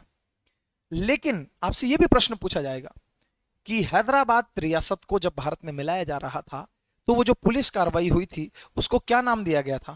तो याद रखिएगा, इसे नाम दिया गया था ऑपरेशन पोलो। क्या नाम दिया गया था? ऑपरेशन पोलो। तो याद रखिएगा, ऑपरेशन पोलो के द्वारा भारत की किस रियासत को भारत में मिला लिया गया? तो ऑपरेशन पोलो के द्वारा हैदराबाद की रियासत को भारत में मिला लिया गया। ठीक है। ये भोपाल का नवाब ये मानने को तैयार नहीं। 1949 आ गया जनवरी, जनवरी के 1949 में इनका एक झंडा था। सुनते जाना, भोपाल का नवाब का एक झंडा था, और वो झंडा भी 3 रंग का था, लेकिन तिरंगा नहीं था। क्यों तिरंगा नहीं था? ध्यान सुनिएगा। तिरंगा तो केवल वही 3 रंग का होगा जिसमें केसरिया, सफेद और हरा होगा। इसका बीच में सफेद कलर था, नीचे हरा कलर था, और ऊपर जो था वह काला कलर था। आया समझ में? मतलब कि जो भोपाल का नवाब है, जो भोपाल का नवाब है, उसकी खुद की अपनी एक स्वतंत्र सत्ता थी, और वह स्वतंत्र सत्ता में वह लोगों को इस तरह से रखता था कि उसके झंडे भी कैसे होंगे? तो झंडा होगा, ऊपर का कलर काले कलर का होगा, नीचे का कलर हरे कलर का होगा, और बीच का कलर जो होगा वह सफेद कलर का होगा। और इस सफेद कलर पर आप देखेंगे तो चांद बना होगा। क्या बना होगा? चांद, आधा चांद जो होता है ना मुस्लिम भाइयों का, वो चांद बना होगा। ये भारत का, उसका निजाम का झंडा, नवाब का झंडा था। सीधी सी बात है यार, भारत देश में रहकर अगर आप पाकिस्तान का झंडा फहराओगे तो भारत के लोग तो मारेंगे, क्योंकि पाकिस्तान का झंडा फहराना मतलब आप पाकिस्तान की मानसिकता रखते हो और पाकिस्तान जैसा हम पे दबाव बनाना चाहते हो। ठीक ये हुआ कि 14 जनवरी को 14 ऑफ जन 1949 को, अब देश आजाद हो चुका है। ध्यान सुनिएगा, देश को आजाद हुए 1.5 साल हो चुके हैं। इस आजाद भारत में कुछ भारतीय लोग तिरंगा झंडा लेकर कहां पहुंच गए? भोपाल। भोपाल जो आज भोपाल है उसका बहुत विस्तार था। आज का जो रायसेन है वो भी भोपाल ही था। तो एक गांव का नाम है बोरास गांव, नर्मदा नदी के किनारे। भोपाल से नर्मदा नदी नहीं जाती, लेकिन जब भोपाल फैला हुआ था तब रायसेन का क्षेत्र जहां की मैं बात कर रहा हूं वो भोपाल में था। इन्होंने जाकर तिरंगा झंडा फहरा दिया। तो ये भोपाल के नवाब हमीदुल्लाह खान के खिलाफ एक चेतावनी थी। हमीदुल्लाह खान ने गोली चलाने का आदेश दे दिया। तो 14 जनवरी 1949, 14 ऑफ जन 1949 को उस नर्मदा नदी के बोरास गांव में जो गोलियां चली उससे लोगों की डेथ हो गई, कई लोग घायल हो गए। इसी को कहते हैं भोपाल का जलियांवाला बाग हत्याकांड। कब हुआ था? 14 ऑफ जन 1949। अब तो नवाब ने हद कर दी, इसलिए नवाब के पास में, नवाब को नकेल कसने के लिए, जनवरी में तो हो गया, फेब, मार्च और अप्रैल 30 अप्रैल को भोपाल पहुंच गई। कौन? जवाहरलाल नेहरू और सरदार पटेल की पूरी टीम। और हमीदुल्लाह खान से कहा तुम्हें हस्ताक्षर करने पड़ेंगे। तो 30 अप्रैल 1949 को हमीदुल्लाह खान ने भारत में मिलने पर हस्ताक्षर किए और 1 जून 1949 को भोपाल भारत में शामिल हो गया। तो भोपाल को जो एक अलग सी लगन थी कि मैं आजाद रहूंगा, वो वाली आजाद रहने वाली लगन समाप्त हो गई। और आपको बता दूं मैं कि 1 जून, कब की बात कर रहा हूं? 1 जून, ठीक है ना, याद रखिएगा, यहां से प्रश्न बन जाएगा। 1 जून 1949, 1 जून 1949 को, 1 जून 1949 ईस्वी को, ठीक है ना, को भोपाल रियासत, भोपाल रियासत, भोपाल रियासत, भोपाल रियासत भारत में विलय कर दी गई। भारत में विलय, भोपाल रियासत भारत में विलय कर दी गई। यहां तक क्लियर हो गया? अब बच गया क्या है? ये झंडा इसी का है, भोपाल वाले का। अब बच गया कौन सा? कश्मीर। कश्मीर में यहां का राजा जो था, कश्मीर का जो राजा था, राजा हरि सिंह था। यहां का जो राजा था, उस राजा का नाम क्या था? हरि सिंह, राजपूत राजा हरि सिंह था। ठीक है, आपको बता दूं कि भारत देश आजाद हुआ ही था, उसके बाद में राजा हरि सिंह जो था, इसके बारे में इस क्षेत्र के, पाकिस्तान क्षेत्र को बहुत अच्छे से पता था। ठीक है ना, पाकिस्तान क्षेत्र को बहुत अच्छे से पता था कि ये वाला जो राजा है हरि सिंह, वो भारत वालों के साथ में नहीं है। इस कारण से पाकिस्तान ने आजादी के तुरंत बाद ही इस क्षेत्र पर हमला कर दिया। हमला करने के बाद में पाकिस्तान की सेना इतने क्षेत्र में अपना कब्जा जमा चुकी है। अब हरि सिंह उनसे लड़ने में असमर्थ है, क्योंकि वो तो असला बारूद के साथ है, हरि सिंह उनका सामना नहीं कर सकता। हरि सिंह उठकर आते हैं दिल्ली में। कहां पर आते हैं? दिल्ली में। और दिल्ली में जवाहरलाल नेहरू और सरदार पटेल से मदद मांगते हैं। तो सरदार पटेल कहता है तुम्हारी कैसी मदद? हम कह रहे हैं कि भारत में शामिल हो जाओ, तुम भारत में शामिल होना चाहते, हम तुम्हारी मदद करें, वो भी तब जब हमें पता है कि तुम भारत में नहीं रहोगे। एक शर्त पर हम तुम्हारी मदद करेंगे, लिखो पेपर पर कि तुम भारत में रहोगे। हरि सिंह ने कहा मैं आपकी बात को मानता हूं। बोले मानना नहीं, विलय, विलय शब्द का मतलब होता है मिलाना। जैसे दूध में पानी मिलाना, तो दूध और पानी का विलय कहलाता है। वो विलय मतलब मिश्रण हो जाना, मिश्रित हो जाना, मिल जाना। तो हरि सिंह जो था, उसने एक पत्र पर हस्ताक्षर किए, उसका नाम था विलय पत्र। कौन सा पत्र? विलय पत्र। विलय पत्र पर हस्ताक्षर, विलय पत्र पर हस्ताक्षर के द्वारा, विलय पत्र पर, विलय पत्र पर हस्ताक्षर के द्वारा, हस्ताक्षर के द्वारा क्या किया गया? कश्मीर को भारत में मिला लिया गया और फिर सेना भेजी गई यहां पर लड़ने के लिए। लेकिन भाई सीधी सी बात है कि पाकिस्तान की सेना जहां तक पहुंच चुकी थी, जहां तक पहुंच चुकी थी, वहां से आगे पाकिस्तान की सेना नहीं बढ़ी। लेकिन भारतीय फौज ने कहा था कि हम आदेश दो, हम इन्हें बाहर तक खदेड़ कराएंगे, लेकिन आदेश नहीं मिले। इस कारण से वह क्षेत्र जहां तक पाकिस्तान की सेना घुस चुकी थी, वही क्षेत्र आज की तारीख में पीओके कहलाता है, पाक ऑक्यूपाइड कश्मीर कहलाता है। क्या कहलाता है? पाक ऑक्यूपाइड कश्मीर कहलाता है, पीओके। इसी को कहते हैं पाक अधिकृत कश्मीर। तो जो पाकिस्तान आज भी रोना रोता है ना भारत पर, मैंने आपको जो चीज समझे ना मेरे दोस्त, इसको मैंने ऐसा हाय तौबा बता के, बहुत पानीपत के युद्ध के समान बता के नहीं बताया। मैंने सिंपल बताया, क्योंकि हमारा उद्देश्य परीक्षा दृष्टिगत चलना है, एग्जाम के दृष्टिकोण से चलना है। और इसी चीज को लेकर पाकिस्तान लड़ता है कि हमने जब जीत लिया तो हमारा इस पे कब्जा क्यों नहीं करने देते। ऐसा है। अब देखो पूरी स्लाइड को समझते हैं। इधर आते हैं,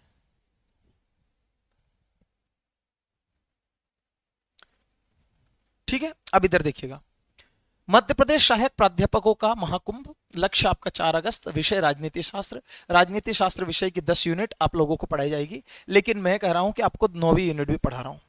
फिर मैं आपके सिलेबस पर आया। सिलेबस पे आने के बाद में मैंने कहा राज्यों का पुनर्गठन, मैं आपको यहां पर बात कर रहा हूं रीऑर्गेनाइजेशन ऑफ द स्टेट्स। फिर मैं पढ़ाऊंगा मध्य प्रदेश का निर्माण, यहां पर मैं पढ़ाऊंगा, ठीक है ना, मध्य प्रदेश का निर्माण, फॉर्मेशन ऑफ द एमपी। तो मैंने सबसे पहले एक पॉइंट उठाया, जो सबसे शुरू में लिखा उसी को उठा दिया, राज्यों का पुनर्गठन। क्या हुआ? राज्यों का पुनर्गठन। अब राज्यों का पुनर्गठन और स्पेशल लिखा 1956, लेकिन मैं जो बात कर रहा हूं ये 1956 की तो है नहीं, ये तो मैं तो बात 1947 के बाद की कर रहा हूं। हम आजाद हुए 15 अगस्त 1947 को। आजादी के समय भारत में राजतंत्र की व्यवस्था थी, सभी राज्यों में राजा व उनके राज्य क्षेत्र थे। 1948 में जवाहरलाल नेहरू और सरदार पटेल ने मिलकर सभी देशी रियासतों के राजाओं को भारतीय राज्य में शामिल करना चाहा, लेकिन एक शर्त बीच में अड़े आ गई, जो कि आजादी से 2 माह पहले की थी, लगभग 2.5 माह पहले की। उससे कहते हैं 3 जून समझौता, क्योंकि वह 3 जून को कही गई बात थी। उसी को कहते हैं लॉर्ड माउंटबेटन समझौता, क्योंकि लॉर्ड माउंटबेटन नाम के ही एक अंग्रेज ने इसकी घोषणा की थी। उसने कहा कि हम भारत को आजाद करेंगे, पाकिस्तान नाम का एक देश बनाएंगे, पर तुम्हें हम एक वो देते हैं सुविधा, पाकिस्तान में जो व्यक्ति रहना चाहे, जो भारत का है उठकर पाकिस्तान चला जाए, जो पाकिस्तान में रह रहा है वो वहीं रह ले, क्योंकि अभी तक तो ये पूरा भारत ही है, लेकिन कल को हम जब लाइन खींच देंगे तो ये पाकिस्तान हो जाएगा। तो हम ये कह रहे हैं कि जब ये पाकिस्तान हो जाएगा तो आपको हम छूट देते हैं कि आप इधर आ जाओ, अगर आना चाहते हो तो। हम चाहते हैं कि ये वाला जो क्षेत्र है भारत था, अब पाकिस्तान हो जाएगा, इधर आ जाओ। हम ये कहना चाहते हैं कश्मीर में बैठे हो, आपकी इच्छा है कि आपकी आवाम इधर चली गई, आप इधर चले जाओ। क्यों कहा गया? इसलिए कहा गया कि किसी मुस्लिम का यह मन हो सकता है हैदराबाद में बैठकर कि यार इस देश का बंटवारा जीवन में पहली बार धर्म के आधार पर हुआ, संप्रदाय के आधार पर। वाकई में भारत पाकिस्तान का बंटवारा, पाकिस्तान देश धर्म के आधार पर बनाया गया देश है, सुविधाओं के आधार पर नहीं बटा है, असुविधाओं के आधार पर नहीं बटा हुआ है कि वहां का शिक्षा अच्छा नहीं, अच्छे अच्छे स्कूल कॉलेज विद्यालय विश्वविद्यालय सब वहीं थे,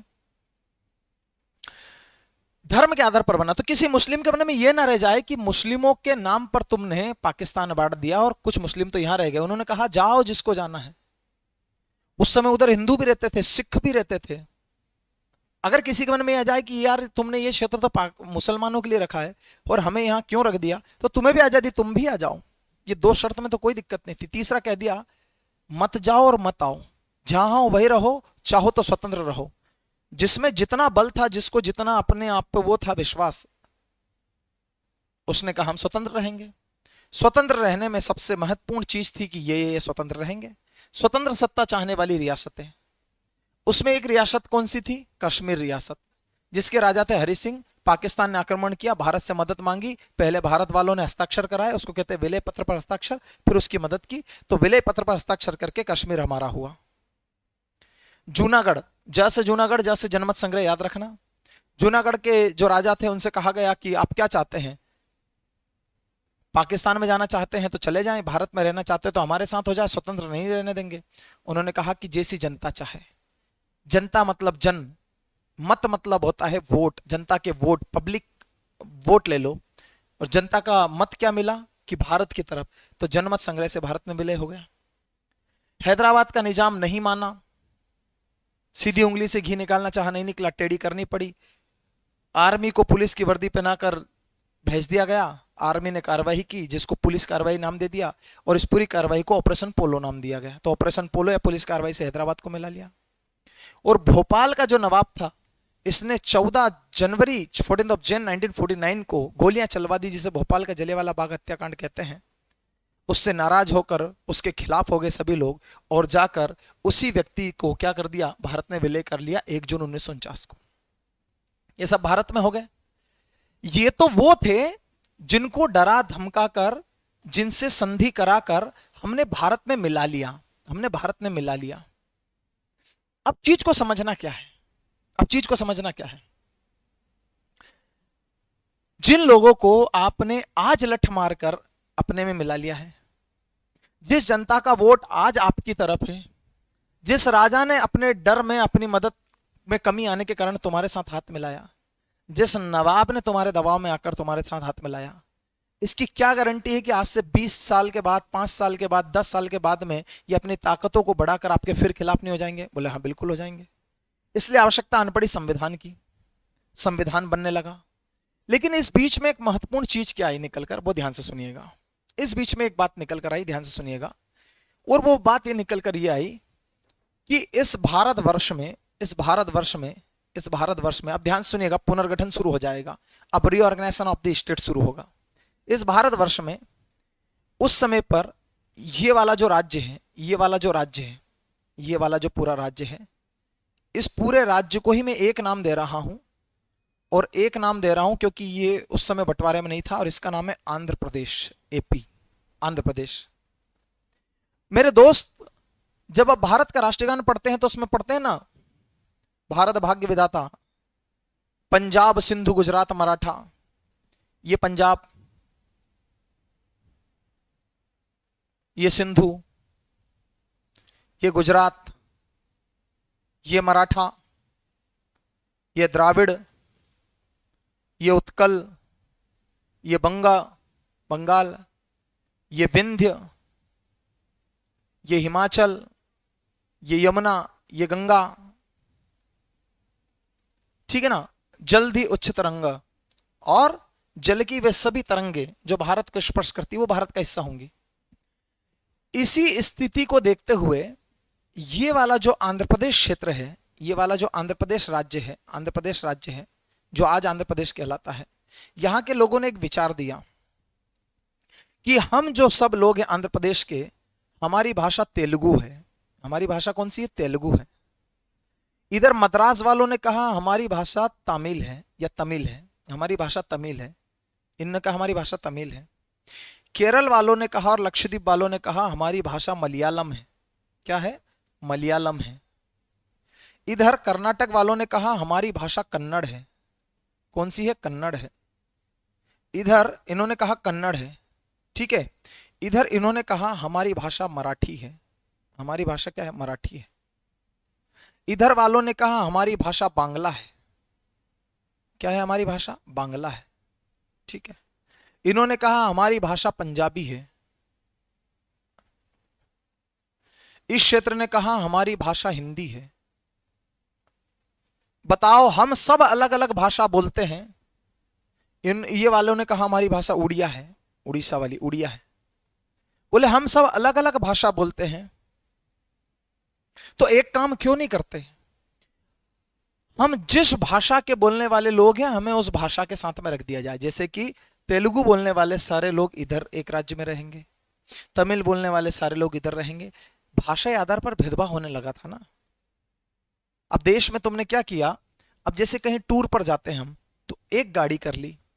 एक गाड़ी में निश्चित तौर पर मैं और मेरे 3 दोस्त, हम 4 लोग आए उसी गाड़ी में। 4 लोग और कहीं के आए। एक ही कंपनी का टूर जा रहा है, 52 सीटर एक बस कर ली है। 4 लोग हम हैं, 4 लोग कोई और आए। 4 लोग महाराष्ट्र के काम करते वो आ गए। 4 अन्ना लोग आ गए तमिलनाडु के, वो भी बैठ गए। 4 पंजाबी आके बैठ गए। 4 गुजराती आके बैठ गए। 3 मलयालम वहां के भी निकले, आपके मेघालय के निकले। जब इन सबको बिठाया जाएगा तो आप कॉमन सेंस की बात करो।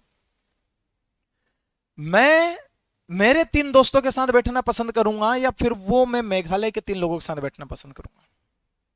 मेरा खाना अलग, मेरा भोजन अलग। मैं जिस क्षेत्र का, उधर मैं साधारण सब्जी रोटी खाता हूं।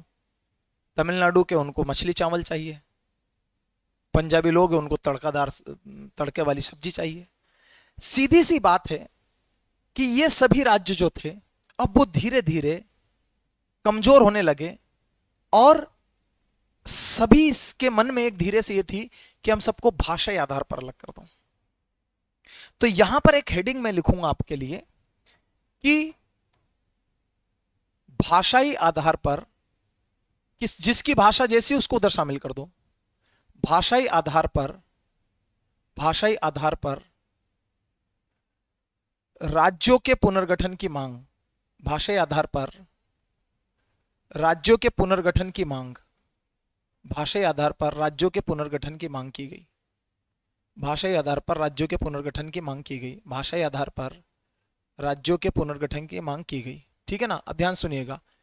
यह कहा गया कि हमें भाषा के आधार पर दोबारा राज्य बना दो। अब पुनर्गठन शब्द क्यों लिखा? रीऑर्गेनाइजेशन क्यों लिखा? ऑर्गेनाइजेशन क्यों नहीं लिखा?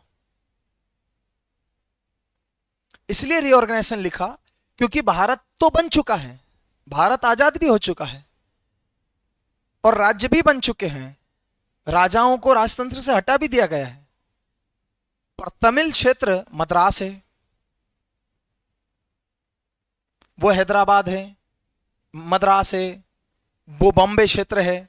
मतलब उसको महाराष्ट्र नहीं बोल रहे हैं, आप इसको आंध्र प्रदेश नहीं बोल रहे हो, आप इसको तमिलनाडु नहीं बोल रहे हो, आप इसको जो है कर्नाटक नहीं बोल रहे हो, आप इसको कन्नड़ बोल रहे हो, आप इसे बॉम्बे प्रांत बोल रहे हो, आप इसे हैदराबाद प्रांत बोल रहे हो, आप इसे मद्रास प्रांत बोल रहे हो, आप इनको राज्यों में इनकी भाषा के आधार पर क्यों नहीं रख देते?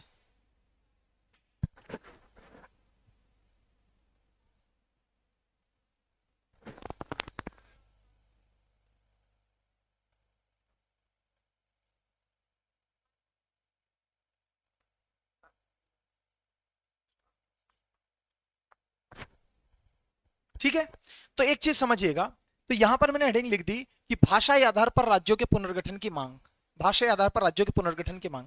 ठीक है ना, ध्यान सुनिएगा, इधर सबसे सबसे पहले ध्यान से बताता हूं, आप लोगों को ध्यान रखना।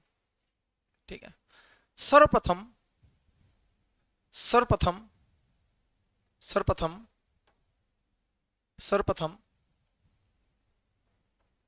तेलुगु भाषी जनता ने, सर्वप्रथम तेलुगु भाषी जनता ने, सर्वप्रथम तेलुगु भाषी जनता ने, तेलुगु भाषी जनता ने भाषा विशेष के आधार पर, भाषा विशेष के आधार पर, भाषा विशेष के आधार पर, सर्वप्रथम तेलुगु भाषी जनता ने भाषा विशेष के आधार पर, भाषा विशेष के आधार पर राज्यों को, राज्यों को, स्टेट्स को पुनर्गठित, रीऑर्गेनाइज करने की, राज्यों को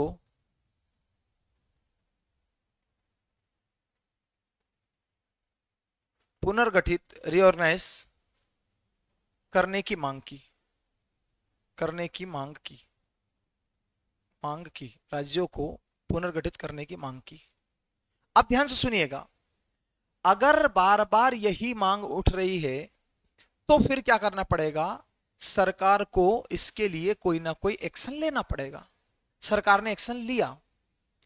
अब इसके लिए याद रखिएगा, याद रखिएगा, इसके लिए सरकार ने, इसके लिए, इसके लिए सरकार ने, इसके लिए सरकार ने, इसके लिए सरकार ने निम्न समिति, इसके लिए सरकार ने निम्न समिति व आयोग, निम्न समिति व आयोग गठित किए। इसके लिए सरकार ने निम्न समिति व आयोग गठित किए, गठित किए। अब ध्यान सुनिएगा, कौन कौन से समिति व आयोग गठित किए। सबसे पहला लेकर आई सरकार एस के धर समिति या एस के धर आयोग। ठीक है ना, एस के धर आयोग, एस के धर आयोग, एस के धर कमीशन लेकर आई। ठीक है, एस के धर आयोग लेकर आई। एस के धर आयोग क्यों नाम रखा गया इसका? क्योंकि इसके जो अध्यक्ष थे वो एस के धर थे। इस आयोग की अगर मैं बात करूं तो इसका गठन कब हुआ, तो याद रखिएगा, इसका गठन अर्थात ये आयोग बनाया गया था जून 1948 में। कब बनाया गया था? जून 1948 में। और इससे कहा गया कि आप ये बताइए कि भारत के राज्यों को भाषा के आधार पर कैसे बांटें। क्या यह संभव है? क्या यह सच है? क्या यह अच्छी बात है कि हम तेलुगु तेलुगु अलग, तमिल तमिल अलग, मराठी मराठी अलग, सबको अलग अलग कर दें, कन्नड़ कन्नड़ अलग, मलयालम वाले अलग, हिंदी वाले अलग? उस समय ये किया जा सकता था, क्योंकि ये जो एस के धर है ये न्यायालय के रिटायर्ड जज थे। इनसे पूछा गया कि बताइए क्या हो सकता है, तो एस के धर ने अपनी जो रिपोर्ट थी वो कब पेश की, तो याद रखिएगा, रिपोर्ट इसने दी थी दिसंबर 1948 में। रिपोर्ट कब दी थी? दिसंबर 1948 में। दिसंबर 1948 में रिपोर्ट कब दी थी? दिसंबर 1948 में, दिसंबर 1948 में।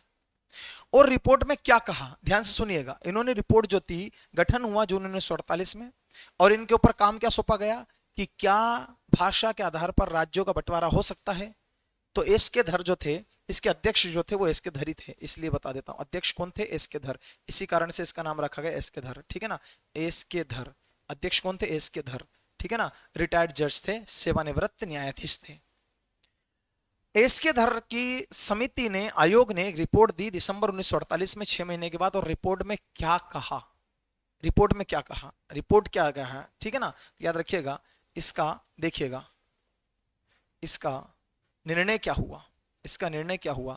एस के धर कहता है निर्णय में कि भाषा के आधार पर, भाषा के आधार पर, भाषा के आधार पर राज्यों का पुनर्गठन, भाषा के आधार पर राज्यों का पुनर्गठन, राज्यों का पुनर्गठन नहीं हो सकता है, नहीं हो सकता है, नहीं हो सकता है। राज्यों का पुनर्गठन भाषा के आधार पर नहीं हो सकता है। जबकि जनता क्या चाह रही है कि राज्यों का पुनर्गठन करो भाषा के आधार पर, और 6 महीने से इंतजार किया राज्य इस रिपोर्ट का जनता ने कि कैसे हम अलग अलग रहेंगे। एस के धर ने रिपोर्ट में क्या कह दिया कि भाषा के आधार पर राज्यों का पुनर्गठन नहीं होता है। तो इन्होंने सलाह दी, इसने एक सलाह दी।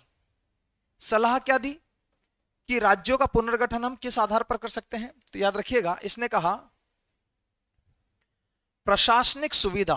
प्रशासनिक शब्द का मतलब होता है एडमिनिस्ट्रेशन, एडमिनिस्ट्रेटिव, प्रशासनिक सुविधा, सर्विसेज, एडमिनिस्ट्रेटिव सर्विसेज। प्रशासनिक सुविधाओं के आधार पर, प्रशासनिक सुविधाओं के आधार पर, प्रशासनिक सुविधाओं के आधार पर राज्यों का पुनर्गठन, राज्यों का पुनर्गठन, प्रशासनिक सुविधाओं के आधार पर राज्यों का पुनर्गठन होगा। अब इसका मतलब क्या हुआ सर? इसका मतलब यह हुआ कि जनता चाहती है कि भाषा के आधार पर राज्यों का पुनर्गठन हो। देश तो पहले से आजाद है, 1948 में मांग उठ रही है, आजादी के लगभग 1 साल बाद मांग उठ रही है, 10 महीने बाद। जून 1948 में एक आयोग बनता है, एस के धर आयोग, जवाहरलाल नेहरू और ये बनवाते हैं। उससे कहते हैं कि आप थोड़ा समय लीजिए और बताइए कि क्या जनता की मांग जो है वाजिब है। ये 6 महीने बाद कहता है कि नहीं साहब,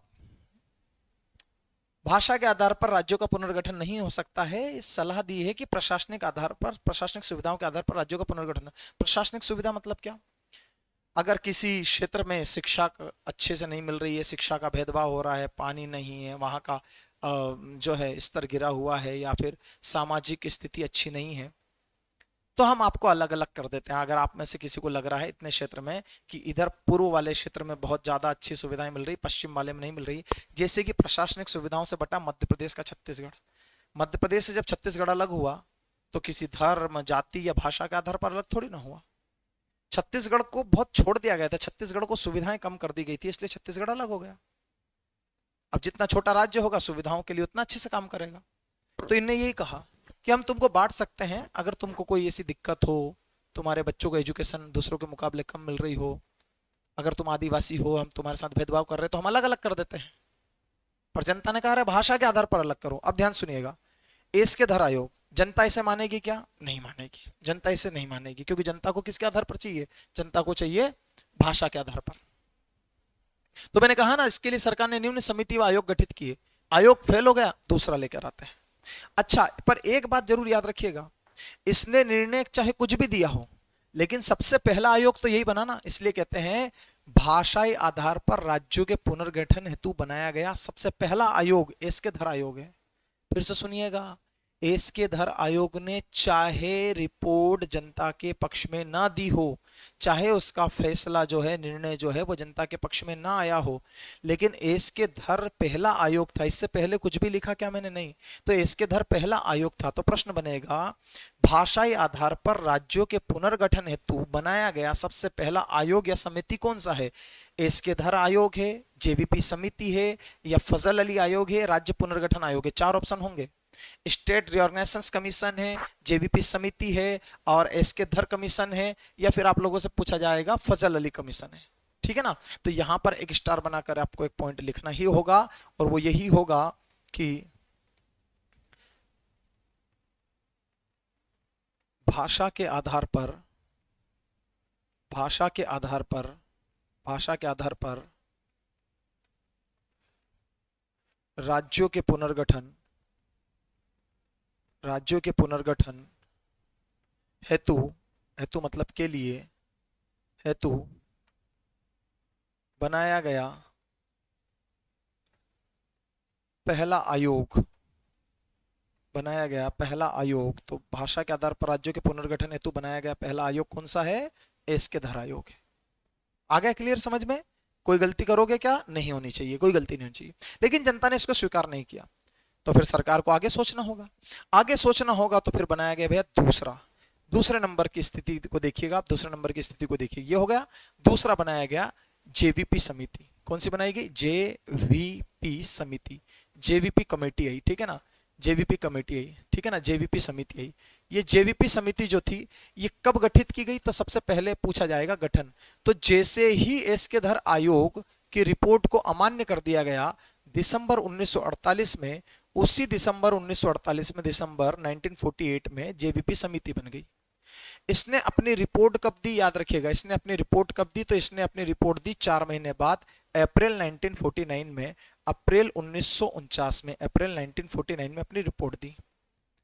और रिपोर्ट में इन्होंने निर्णय क्या दिया, ध्यान सुनिएगा, इन्होंने निर्णय क्या दिया तो याद रखिएगा, इन्होंने निर्णय क्या दिया तो याद रखिएगा, एसके धर आयोग के निर्णय को ही एसके धर आयोग के निर्णय को ही एसके धर आयोग के निर्णय को ही अपना निर्णय बनाया, अपना निर्णय माना, या अपना निर्णय बनाया, अपना निर्णय माना। मतलब एसके धर ने क्या कहा था, एसके धर ने कहा था कि भाषा के आधार पर राज्यों का पुनर्गठन नहीं होगा, बल्कि प्रशासनिक सुविधाओं के आधार पर होगा। तो बस यही की यही बात इन्होंने मानी, तो इनका भी ये कहना था कि भाषा के आधार पर पुनर्गठन नहीं होगा, किस आधार पर होगा, प्रशासनिक सुविधा के आधार पर होगा, ठीक है। अब जब निर्णय इनका वही का वही रहा, तो क्या मैं एक पॉइंट आपको कह सकता हूं कि जो एसके धर आयोग का निर्णय है वह जेवीपी समिति का पूर्ववर्ती है। पूर्ववर्ती शब्द का मतलब समझिएगा, जेवीपी समिति कह रही है कि भारत में भाषा के आधार पर राज्य नहीं बनेंगे, प्रशासनिक सुविधा के आधार पर बनेंगे। अप्रैल 1949 में कह रहे हैं, जो ये अप्रैल 1949 में कह रहे हैं वही बात एसके धर दिसंबर 1948 में कह चुका है। इसके कारण एसके धर आयोग के द्वारा दिया गया निर्णय जेवीपी समिति के द्वारा दिए गए निर्णय का आधार बना। तो जेवीपी समिति ने वही निर्णय दिया जो एसके धर का था, इसलिए याद रखिएगा एसके धर आयोग का निर्णय जेवीपी समिति का पूर्ववर्ती है। अर्थात जेवीपी समिति ने जो निर्णय दिया वह एसके धर ने पहले दे चुका था, तो पहला हुआ एसके धर, बाद में हुआ जेवीपी। तो आपको ध्यान रखना होगा कि जेवीपी समिति का निर्णय जो है एसके धर का जो निर्णय है वो किस समिति के निर्णय का पूर्ववर्ती कहलाया, तो जेवीपी समिति का पूर्ववर्ती कहलाया। अब यहां पर जो सदस्य थे, वो सदस्यों का नाम याद रखिएगा, कुल सदस्य थे 3। कितने थे, 3। अब तीनों के नाम याद रखिएगा, जे से थे जवाहरलाल नेहरू, जे से कौन थे, जवाहरलाल नेहरू, ठीक है ना, जवाहरलाल नेहरू। वी से कौन थे, वल्लभ भाई पटेल, सरदार उनकी उपाधि थी वल्लभ भाई पटेल, ठीक है ना, वल्लभ भाई पटेल। और पी से कौन थे, पी से थे पट्टाभी सीतारामैया,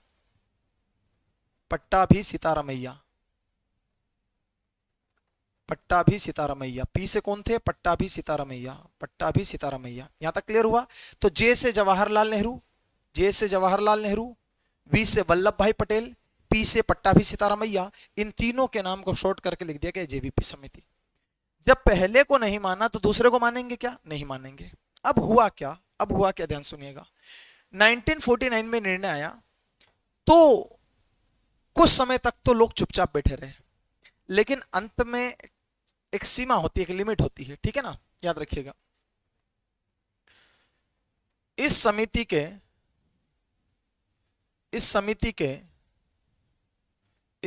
के निर्णय के बाद 1952 में तेलुगु भाषी लोगों ने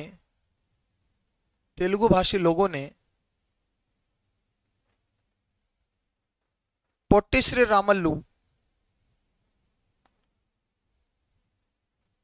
रामल्लू एक व्यक्ति का नाम है, के नेतृत्व में अनशन किया। पोटी श्री रामल्लू के नेतृत्व में क्या किया, अनशन किया। और पता है ये जो पोटी श्री रामल्लू है ना, 56 दिन के अनशन के बाद में दिसंबर 1952 में इनकी मौत हो गई। ठीक है, तो याद रखिएगा 56 दिन के अनशन से, 56 दिनों के अनशन से, 56 दिनों के अनशन से दिसंबर 1952 में, दिसंबर 1952 में मृत्यु हो गई। अब सीधी सी बात है यार, लाखों लोगों को आप लीड कर रहे हैं, आपने 2 महीने लगभग से कुछ खाया नहीं है और आपकी बात नहीं सुनेगी और आप मर चुके हैं। अब आप जिनके पीछे मरे हैं वो छोड़ेंगे क्या?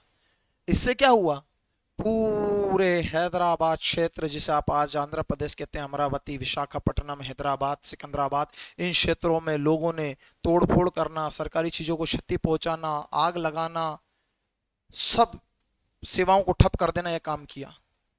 इससे सरकार को अब तेलुगु भाषियों के लिए कुछ ना कुछ तो सोचना था, इसलिए सरकार ने इन सबको आश्वासन दिया और इनको कहा, तेलुगु भाषियों को, कि मत घबराओ, हम आपको आश्वासन देते हैं, एक अधिसूचना के माध्यम से हम आप लोगों के लिए एक नया राज्य बनाएंगे और वह राज्य तुम्हारी भाषा के आधार पर होगा।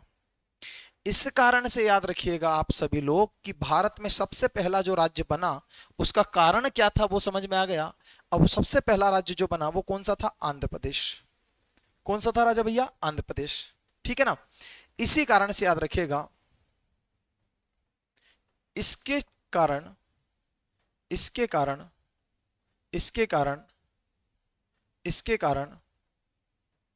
1 अक्टूबर 1953 को, 1 अक्टूबर 1953 ये लिखा है, इसके कारण 1 अक्टूबर 1953 को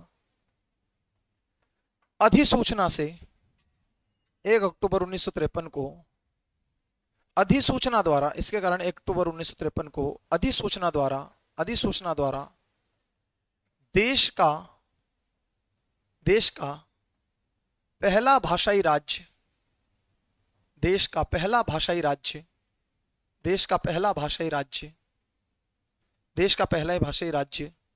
बनाया गया, देश का पहला भाषाई राज्य बनाया गया। और वह राज्य कौन था, तो याद रखिएगा, देश का पहला भाषाई राज्य बनाया गया, देश का पहला भाषाई राज्य बनाया गया। और वह राज्य कौन सा था, तो राज्य था आंध्र प्रदेश। राज्य कौन सा था, आंध्र प्रदेश। राज्य कौन सा था, आंध्र प्रदेश। तो भाषाई राज्य पहला था आंध्र प्रदेश। और इसकी भाषा कौन सी थी, तो याद रखिएगा, भाषा थी तेलुगु। भाषा कौन सी थी, तेलुगु।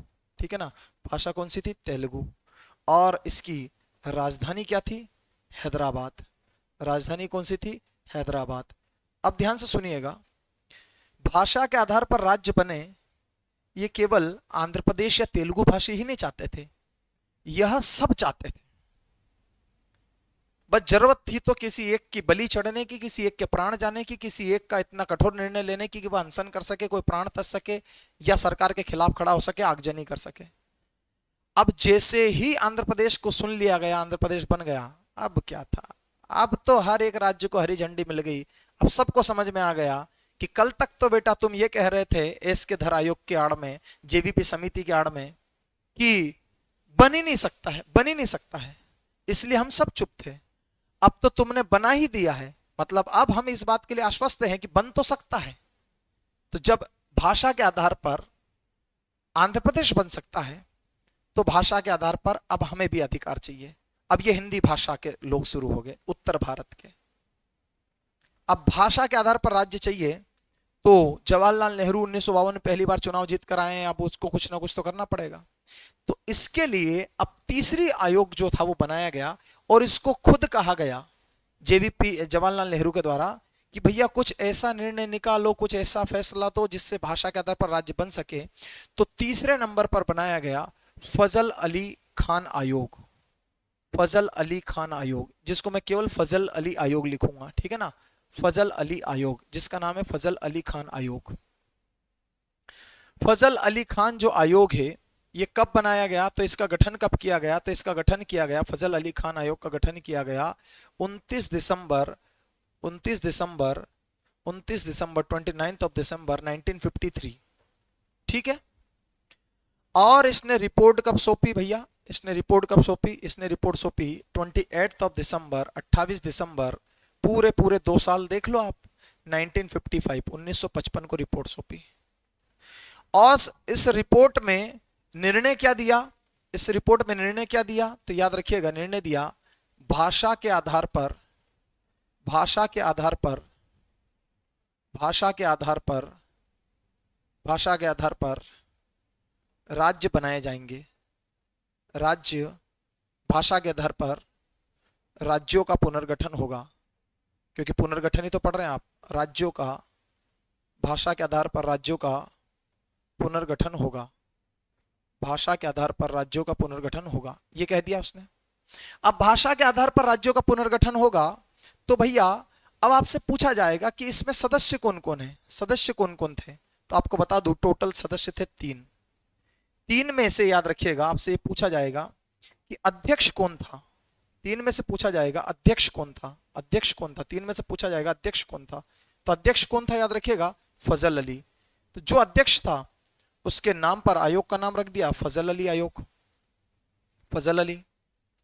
दूसरा पूछा जाएगा सदस्य और कौन थे, अन्य 2 सदस्य, अन्य सदस्य, तो एक थे के एम पणिक्कर, के एम पणिक्कर, कौन थे, के एम पणिक्कर, के एम पणिक्कर, और एक थे हृदयनाथ कुंजरू, हृदयनाथ कुंजरू, के एम पणिक्कर और एक थे हृदयनाथ कुंजरू, के एम पणिक्कर और एक थे हृदयनाथ कुंजरू। ये 3 सदस्य थे, इसमें एक अध्यक्ष 2 अन्य सदस्य थे। अब मेरा यह कहना है कि फजल अली आयोग कब गठित हुआ, 53, रिपोर्ट कब दी, तो 55।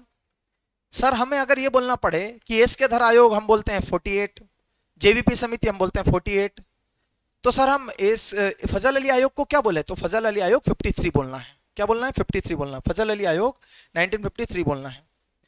अब आपसे पूछा यह जाए कि फजल अली आयोग 1953 है, इसने जो डिसीजन दिए, अब ये पहला ऐसा कमीशन बना है, पहला ऐसा कमीशन बना है जिसने डिसीजन दिया है कि भाषा के आधार पर स्टेट रिऑर्गेनाइज होंगे। तो अगर कोई पहली बार ये कहता है कि भाषा के आधार पर लैंग्वेज बेस्ड स्टेट रिऑर्गेनाइज होंगे, तो सीधी सी बात है कि वही जो है, वही जो है वह राज्य पुनर्गठन आयोग होगा। तो याद रखिएगा इसी से एक प्रश्न निकल कर आता है, ठीक है ना, भाषा के आधार पर, भाषा के आधार पर, भाषा के आधार पर राज्यों का पुनर्गठन करने वाला, रिऑर्गेनाइज करने वाला, पुनर्गठन, भाषा के आधार पर राज्यों का पुनर्गठन करने वाला, पुनर्गठन करने वाला, पुनर्गठन करने वाला पहला आयोग, पुनर्गठन करने वाला पहला आयोग बना, पहला आयोग बना, इसलिए पहला आयोग बना, इसलिए, इसीलिए फजल अली आयोग को ही, फजल अली आयोग को ही, इसलिए फजल अली आयोग को ही, फजल अली आयोग को ही राज्य पुनर्गठन आयोग, स्टेट रिऑर्गेनाइजेशन कमीशन, राज्य पुनर्गठन आयोग, राज्य पुनर्गठन आयोग, फजल अली आयोग को ही राज्य पुनर्गठन आयोग, स्टेट रिऑर्गेनाइजेशन कमीशन कहते हैं, कहते हैं। तो या फिर ऐसा भी लिख सकता हूं राज्य पुनर्गठन आयोग 1953 1953 कहते हैं, राज्य पुनर्गठन आयोग 1953 कहते हैं, 1953 कहते हैं, फजल अली आयोग 1953 कहते हैं। क्लियर हुआ आप लोगों को?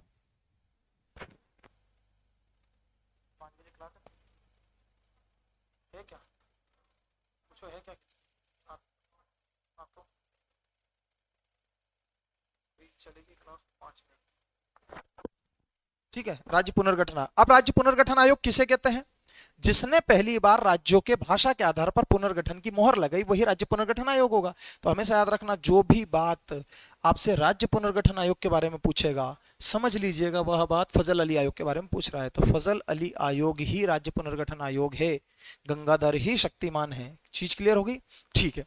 अब एक चीज को देखिएगा, राज्य पुनर्गठन आयोग हुआ, अब भाषा के आधार पर राज्य बनेंगे।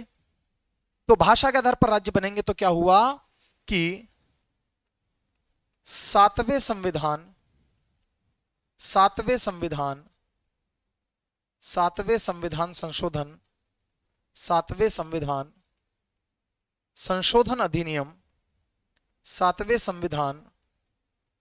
अधिनियम 7th कॉन्स्टिट्यूशन अमेंडमेंट एक्ट 1956, सातवें संविधान संशोधन अधिनियम 1956 के द्वारा सातवें संविधान संशोधन अधिनियम 1956 के द्वारा 14 राज्यों व 6 केंद्र शासित प्रदेशों व 6 केंद्र शासित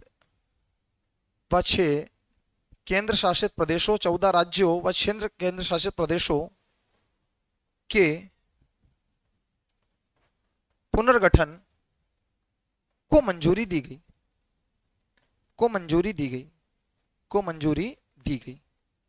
यहां तक क्लियर हुआ? कितने राज्य? 14 राज्य। कितने केंद्र शासित प्रदेश? UT, union territories. 14 स्टेट्स और 6 जो है यूटी, यूनियन टेरिटरीज को बनाने की मांग की गई। ठीक है ना, मंजूरी दी गई। अब इसी में से याद रखिएगा, इन्हीं में हिंदी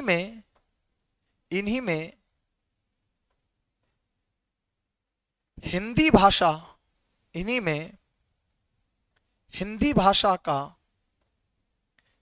एक राज्य, मध्य प्रदेश, इन्हीं में हिंदी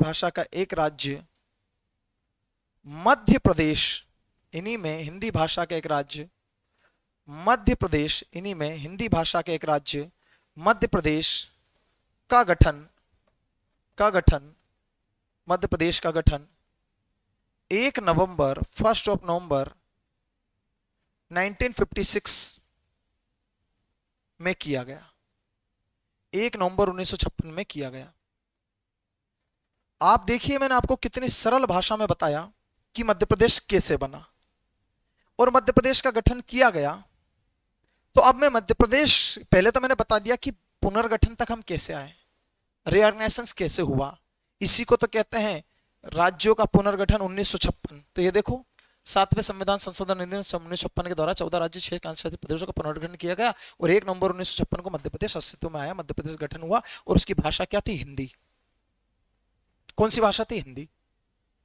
अब मैं जब आगे पढ़ूंगा तो अब मैं पढ़ूंगा मध्य प्रदेश, कि वह मध्य प्रदेश जो फजल अली आयोग की अनुशंसा पर हिंदी भाषा के आधार पर बना। तो अब मैं आपके सिलेबस को एक बार रीड कराता हूं कि आपके सिलेबस में क्या लिखा था और हमने क्या पढ़ा। राजनीति शास्त्र यूनिट नंबर 9 पढ़ा रहा हूं मैं, ठीक है ना। यूनिट नंबर 9 में आपको फिर से बता दूं मैं कि आपने अभी पढ़ा है मेरे साथ राज्यों का पुनर्गठन 1956, और इन राज्यों में आपको कल पढ़ना होगा formation of the MP, Madhya Pradesh का निर्माण। अब मध्य प्रदेश का निर्माण कैसे होगा? तो मध्य प्रदेश में संभाग बनेंगे, अर्थात डिवीजन बनेंगे। मध्य प्रदेश की बाउंड्री तय होगी। मध्य प्रदेश, पुराना मध्य प्रदेश कैसा था वो बताऊंगा। आज का जो मध्य प्रदेश है वैसा मध्य प्रदेश तब नहीं था। मध्य प्रदेश भी बदला ना, तो तब का मध्य प्रदेश कैसा था ये आपको बताऊंगा मैं। ये देखो, ये था मध्य प्रदेश।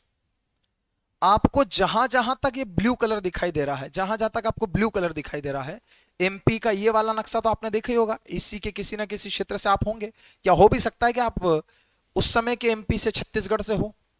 ये छत्तीसगढ़, ये हैदराबाद से लगा हुआ क्षेत्र, ये तेलंगाना से आज की तारीख में, ये ठीक है, ये मध्य प्रदेश। इस मध्य प्रदेश के उत्तरी व उत्तर पश्चिमी क्षेत्र में कोई परिवर्तन नहीं है। ये नॉर्थ वाला एरिया, इसमें कोई परिवर्तन नहीं है। यूपी वैसा का वैसा बच गया, राजस्थान वैसा का वैसा बच गया, गुजरात वैसा का वैसा बच गया। परिवर्तन है तो महाराष्ट्र का बंबई प्रांत और उसका महाराष्ट्र का आज का नागपुर क्षेत्र, ये मध्य प्रदेश में था। पूरा छत्तीसगढ़ मध्य प्रदेश में था।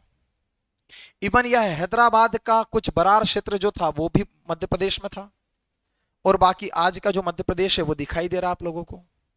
तो आपको जो आगे पढ़ेंगे हम, वो ये वाला मध्य प्रदेश होगा, ये वाला मध्य प्रदेश होगा, ये वाला मध्य प्रदेश होगा, ये वाला। लेकिन हम कल जो पढ़ेंगे वो पुराना मध्य प्रदेश, ये वाला मध्य प्रदेश होगा। तो वो था रीऑर्गेनाइजेशन ऑफ द स्टेट्स 1956। अब हम पढ़ेंगे कि formation of the MP, Madhya Pradesh का निर्माण। तो मध्य प्रदेश का निर्माण कैसे हुआ, पहले क्या क्या था, क्या क्या हटाया गया, ये हम इसके अंतर्गत पढ़ने वाले हैं। तो फॉर्मेशन ऑफ द एमपी पढ़ाएंगे, ठीक है। अगर किसी भी तरह की दिक्कत पॉलिटिकल साइंस के विद्यार्थियों को, किसी भी तरह की दिक्कत हो मेरी भाषा शैली या समझने करने किसी भी तरह की समझाने में, तो आप सत्याधि का एक नंबर है 999772 इस पर कॉल कर सकते हैं। 2 ना लगे तो उसकी जगह 5 पर कॉल कर सकते हैं। कॉल से अच्छा होगा कि आप व्हाट्सएप मैसेज कर दें, और व्हाट्सएप मैसेज पर आप अपने डाउट लिख दें, डाउट का आंसर वहां पर मिल जाएगा। किसी विद्यार्थी को कोर्स परचेस करने में दिक्कत आ रही हो तो आप यहां से इस नंबर पर कॉल करके कर सकते हैं, ठीक है। अब आगे चलूंगा कल तो मैं फॉर्मेशन ऑफ द एमपी पढ़ाऊंगा, यूनिट नंबर 9 का दूसरा वाला बात, ठीक है। चलिएगा, नमस्कार, धन्यवाद, जय हिंद।